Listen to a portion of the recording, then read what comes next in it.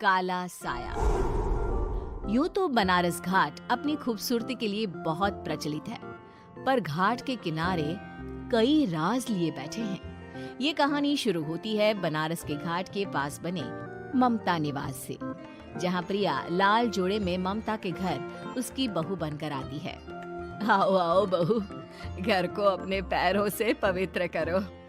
ममता घर की दहलीज पार कर ही रही होती है कि अचानक एक बहुत गंदी सी बास पूरे घर में फैल जाती है।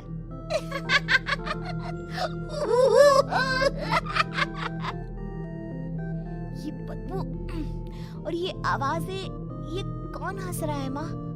अब ये पड़ोसी ना हमारे थोड़े अलग से है। कहाँ हम शाकाहारी और ये मांस मच्छी खाने वाले। छोड़, तू ध्यान मत दे और गृह प्रवेश कर। और हाँ बहू, अपनी सास की एक बात हमेशा याद रखना, इन पड़ोसियों से तो कभी बात नहीं करेगी। अच्छे लोग नहीं है ये। अपनी सास की ये बात मानेगी ना बेटा? हाँ माँ, जो आपकी मर्जी, मैं उनसे बात नहीं करूंगी। अगले दिन प्रिया अपनी पहली रसोई बनाने रसोई घर में जाती है।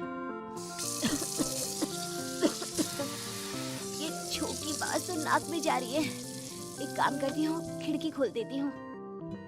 प्रिया खिड़की खोलने जाती है। इतने जाले, लगता है इस खिड़की को कभी खोला ही नहीं गया। पर ऐसा क्यों?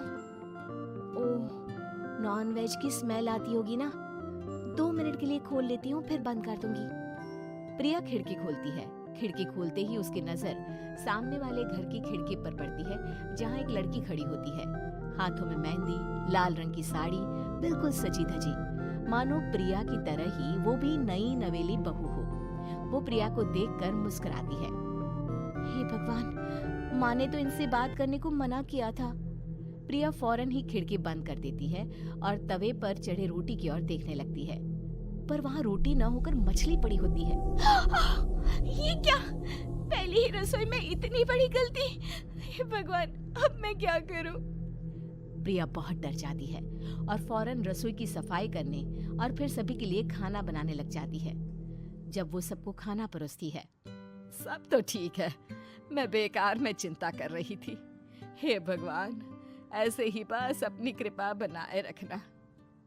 रात के वक्त जब सब सो रहे होते हैं, तब प्रिया को पायल की आवाज सुनाई देती है, जिससे उसकी आंख खुल जाती है। ये पायल की आवाज कहाँ से आ रही है? प्रिया उठकर उस आवाज के पीछे छत की सीढ़ियों तक जाती है। तभी उसे बच्चे के रोने की आवाज आती है।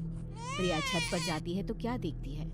वही लाल साड़ी वाली लड़की अपनी गोद में एक नवजात बच्चे को घुमा घुमा कर सुला रही है। तभी प्रिया की नजर उसके पेट पर पड़ती है। ओह गॉड, ये तो प्रेग्नेंट भी है। सुनिए, बच्चा सो नहीं रहा है क्या? मैं कुछ मदद करूं? नहीं नहीं, आपके घर वालों को अच्छा नहीं लगेगा, मैं संभाल लूंगी। स्नेहा की गोद से बच्चा हाथ मारकर प्रिया की गोद में आने को छटपटाने लगता है।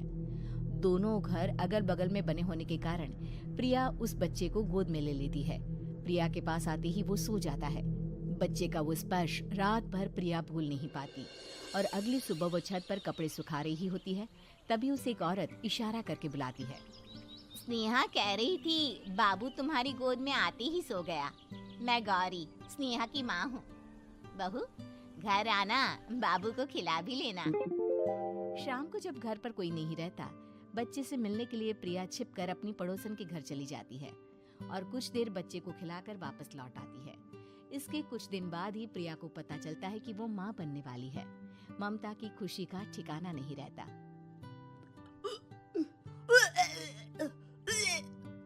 माँ जी, पता नहीं क्यों उल्टी आ रही है।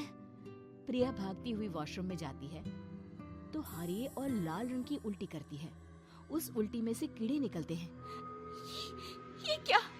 खून और ये कीड़े! माँ! माँ! प्रिया की आवाज सुनकर ममता दौड़कर आती है, पर बेसिन में कुछ नहीं होता। प्रिया हक्की बक्की रह जाती है। ये सब क्या हो रहा है? प्रिया घबरा जाती है और अपने कमरे में जाकर सो जाती है। डर के कारण वो इतनी थक जाती है कि उसकी आंख लग जाती है। तब उसे ऐसा लगता है उसके पेट पर मानो कोई बैठा हुआ हो। कौन हो? प्रिया के पेट पर एक 5 महीने की बच्ची बैठी हुई थी, जो बुरी तरह जली हुई थी। माँ, तुम ही मुझे लाई ना अपने पेट में। मैं तुम्हारी माँ नहीं हूँ। कौन हो तुम? माँ, देखो मैं जल गई बुरी तरह से।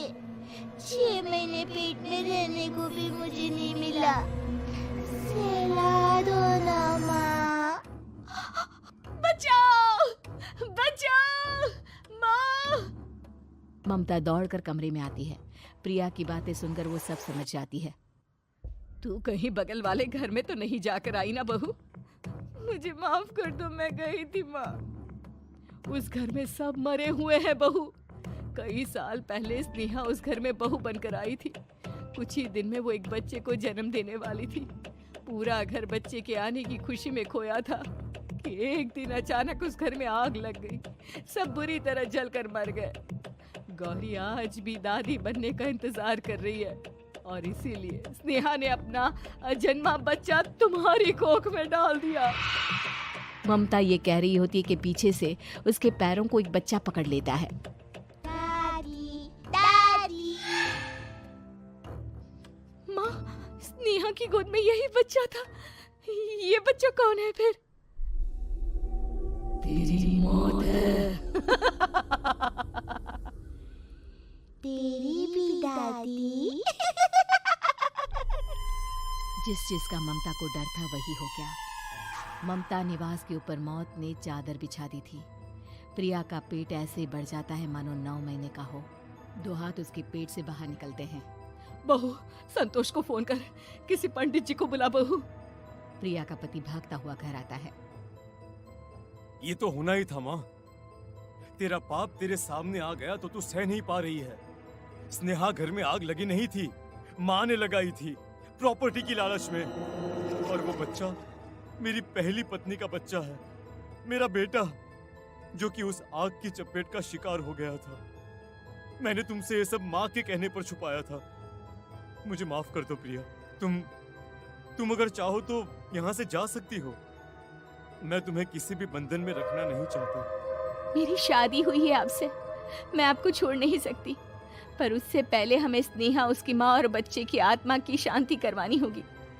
संतोष और ममता गौरी के घर जाते हैं। अंदर सब कुछ जला हुआ होता है। जमीन पर जली हुई लाशें बिखरी हुई थी। ममता रो रो कर अपनी करने की माफी गौरी से मांगती है। प्रिया स्नेहा के घर वालों का अंतिम संस्कार करवा देती है और ममता निवास फिर से आत्माओं के साए से मुक्त हो जाता है।